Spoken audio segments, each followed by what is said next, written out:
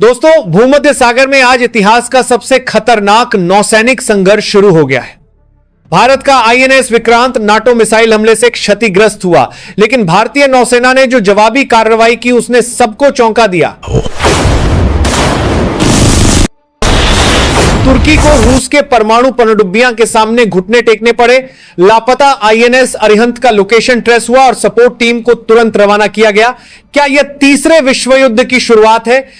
इस विशेष रिपोर्ट में देखिए कैसे भारत ने नाटो के 2 युद्धपोतों को क्षतिग्रस्त किया, कैसे रूस ने तुर्की को सबक सिखाया और क्यों अमेरिका अब शांति वार्ता की मांग कर रहा है। वीडियो के अंतिम भाग में है सबसे बड़ा खुलासा, नाटो की वह गुप्त योजना जो दुनिया बदल सकती है। यह रिपोर्ट आपकी नींद उड़ा देगी, इसलिए अंत तक जरूर देखें। भूमध्य सागर में बीते 72 घंटों से एक ऐसा सैन्य संकट चल रहा है जिसने पूरी दुनिया का ध्यान खींच लिया है। भारत का विमानवाहक पोत आईएनएस विक्रांत नाटो नौसेना द्वारा दागी गई एक मिसाइल से सीधे तौर पर प्रभावित हुआ है, जिससे इसके फ्लाइट डेक को भारी क्षति पहुंची है और मुख्य रडार सिस्टम पूरी तरह से नष्ट हो गया है। यह हमला तब हुआ जब विक्रांत नाटो के एक युद्धपोत से भिड़ंत की स्थिति में था और दोनों पक्षों के बीच भीषण गोलाबारी चल रही थी। घटना के तकनीकी विवरण के अनुसार नाटो के SM-3 block anti ship missile ने मैक 3.5 की गति से विक्रांत के डिफेंस सिस्टम को पार किया और सीधे फ्लाइट डेक पर हमला किया। इस हमले के परिणाम स्वरूप विक्रांत की विमान संचालन क्षमता में 70% तक की कमी आई है और इसकी रक्षात्मक क्षमता में भारी गिरावट दर्ज की गई है। भारतीय नौसेना के विशेषज्ञों का अनुमान है कि पूर्ण मरम्मत में कम से कम 24 से 36 घंटे का समय लगेगा, जिस दौरान इस युद्धपोत की सुरक्षा सुनिश्चित करना एक बड़ी चुनौती बनी हुई है।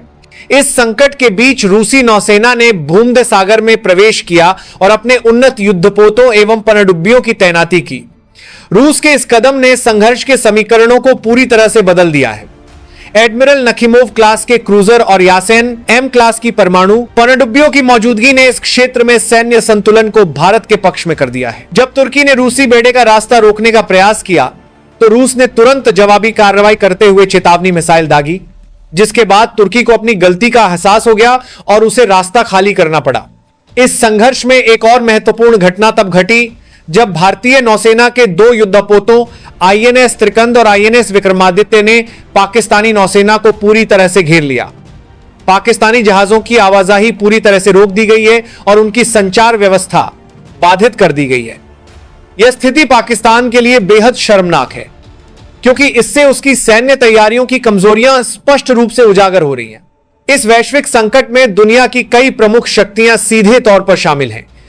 भारत की ओर से आईएनएस विक्रांत और आईएनएस विक्रमादित्य विमानवाहक पोत मोर्चे पर तैनात हैं, जिनका समर्थन 15 युद्धपोतों और 8 पनडुब्बियों का एक बेड़ा कर रहा है। भारतीय वायुसेना ने सुखोई 30 MKI लड़ाकू विमानों, P-8I पोसीडन गश्ती विमानों और MQ-9B ड्रोन्स की तैनाती की है। भारतीय नौसेना के 5000 से अधिक सैनिक इस संघर्ष में सीधे तौर पर शामिल हैं। रूस ने एडमिरल नखिमोव क्लास के क्रूजर, मार्शल उस्तिनोव क्लास के युद्धपोत और यासेन M क्लास की परमाणु पनडुब्बियां इस क्षेत्र में भेजी हैं। रूसी नौसेना के लगभग 3000 सैनिक और अधिकारी इस मिशन में शामिल हैं। इजरायल ने तकनीकी और खुफिया सहायता उपलब्ध कराकर भारत का समर्थन किया है, जिसमें उन्नत ड्रोन तकनीक और सैटेलाइट इमेजरी शामिल है। विपक्ष में नाटो के 32 सदस्य देश शामिल हैं, जिनमें अमेरिका, ब्रिटेन, फ्रांस और जर्मनी प्रमुख हैं। नाटो ने इस संघर्ष में 20 युद्धपोत, 5 पनडुब्बियां और विमानवाहक पोत USS जेराल्ड R फोर्ड को तैनात किया है। तुर्की और पाकिस्तान ने भी नाटो का साथ दिया है। हालांकि पाकिस्तानी नौसेना भारतीय नौसेना के घेराव में फंसी हुई है। यह संकट पिछले दिनों तब शुरू हुआ जब भारत और तुर्की के बीच समुद्री सीमा को लेकर तनाव बढ़ा। 24 घंटे पहले नाटो ने औपचारिक रूप से तुर्की का समर्थन करने की घोषणा की और अपने बेड़े को इस क्षेत्र में भेजा। मिसाइल हमला एग्जैक्टली 12 घंटे पहले हुआ, जब स्थानीय समयानुसार दोपहर के 2:30 बज रहे थे। इस हमले के तुरंत बाद भारतीय नौसेना ने आपातकालीन प्रोटोकॉल सक्रिय किए और मरम्मत कार्य शुरू किया। रूसी नौसेना ने 6 घंटे पहले इस क्षेत्र में प्रवेश किया और तुर्की के साथ टकराव की स्थिति उत्पन्न हुई। वर्तमान में संघर्ष अपने चरम पर है और अगले 24 घंटे निर्णायक साबित हो सकते हैं। भारतीय नौसेना ने आईएनएस विक्रांत की मरम्मत के लिए 24 घंटे का समय निर्धारित किया है, जबकि नाटो ने अगले 12 घंटों में निर्णायक कार्रवाई की योजना बनाई है। क्योंकि रूस ने अगले 8 घंटों में अपने अतिरिक्त सैन्य बल भेजने की योजना बनाई है, जबकि भारत ने अपने अन्य नौसैनिक बेसों से अतिरिक्त सहायता मंगवाई है। उधर अमेरिकी राष्ट्रपति डोनाल्ड ट्रंप और भारतीय प्रधानमंत्री नरेंद्र मोदी के बीच वार्ता आने वाले कुछ दिनों में होने की संभावना है। दोस्तों, देशभक्ति की यह भावना तभी सार्थक है जब हम सब मिलकर इसे आगे बढ़ाएं। अगर इस वीडियो ने आपके दिल में देशभक्ति की एक भी लहर पैदा की है तो लाइक और सब्सक्राइब करके हमें बताइए कि आप भी हमारे इस मिशन में साथ हैं। पिछले दिनों जो आईएनएस अरिहंत का रडार सिस्टम में खराबी आने की वजह से लोकेशन ट्रैक करना मुश्किल हो रहा था, वह अब ठीक हो गया है और बहुत जल्दी वह भारतीय नौसेना के समूह में शामिल हो जाएगा। यह संघर्ष पूर्वी भूमध्य सागर के उस विशेष क्षेत्र में हो रहा है जहां यूरोप, एशिया और अफ्रीका का संगम होता है। विशेष रूप से साइप्रस के दक्षिण में स्थित समुद्री क्षेत्र, जो अपने विशाल प्राकृतिक गैस भंडार के लिए जाना जाता है, इस संघर्ष का मुख्य केंद्र है। इस क्षेत्र से विश्व का 30% समुद्री व्यापार होता है और यह वैश्विक ऊर्जा आपूर्ति का एक महत्वपूर्ण केंद्र है। संघर्ष का विस्तार लेवेंटाइन सागर से लेकर एजियन सागर तक है। आईएनएस विक्रांत वर्तमान में क्रेते द्वीप के पश्चिम में 200 नॉटिकल मील की दूरी पर स्थित है, जबकि रूसी बेड़ा डोडेकेनीज द्वीप समूह के पास मौजूद है। नाटो के जहाज साइप्रस और तुर्की के बीच के जल क्षेत्र में तैनात हैं।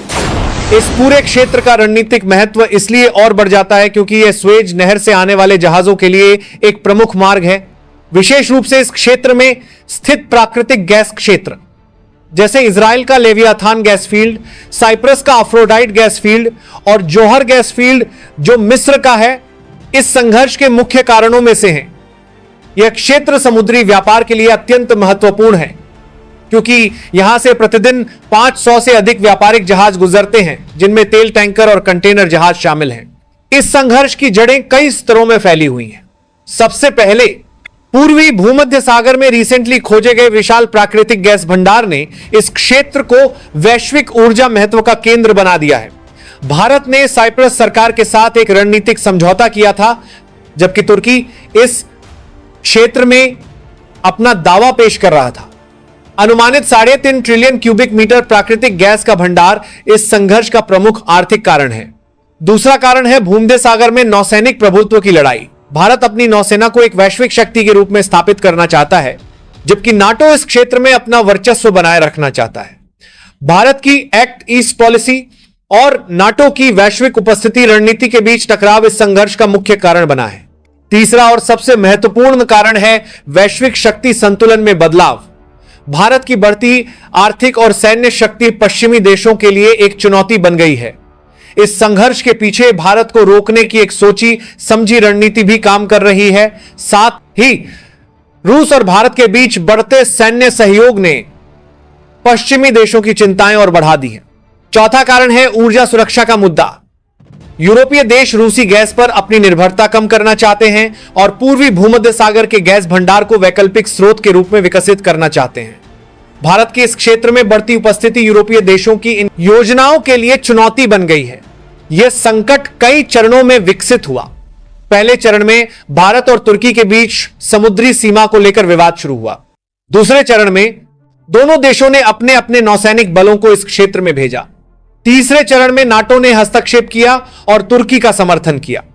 चौथे चरण में सैन्य टकराव हुआ, जिसमें आईएनएस विक्रांत को क्षति पहुंची। भारतीय नौसेना ने तुरंत आपातकालीन प्रोटोकॉल सक्रिय किए, जिसमें बैकअप सिस्टम का सक्रियकरण और विशेष मरम्मत दलों की तैनाती शामिल थी। रूस ने रियल टाइम इंटेलिजेंस और सैटेलाइट डेटा का उपयोग करते हुए त्वरित हस्तक्षेप किया। नाटो ने अपने सदस्य देशों से समन्वय स्थापित किया और अतिरिक्त सैन्य संसाधनों की तैनाती की। तकनीकी रूप से इस संघर्ष में उन्नत हथियार प्रणालियों का इस्तेमाल किया गया।